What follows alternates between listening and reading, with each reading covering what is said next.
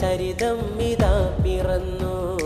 നൂറായി സമസ്ത ഹുദാ പടർന്നു. നീലക്കടൽ താണ്ടി വന്ന പായക്കപ്പൽ നറുദീൻ വഴി പാകി തുഴയെറിഞ്ഞു. നേരിൻ സുഭാഷിതം നാടറിഞ്ഞു. നൂറിന്റെ ചരിതം ഇതാ പിറന്നു. നൂറായി സമസ്ത ഹുദാ പടർന്നു.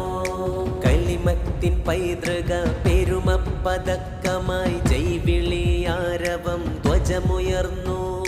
തിരുനബിത്താവഴി തനിമയിൽ തണലേകി ജ്ഞാനപ്രഭാകരിമ പൂത്തുലഞ്ഞു. ജിഫിരി തങ്ങളിയാനം തെളിച്ചിടുന്നു. ശതാബ്ദി സന്ദേശയാത്രാവ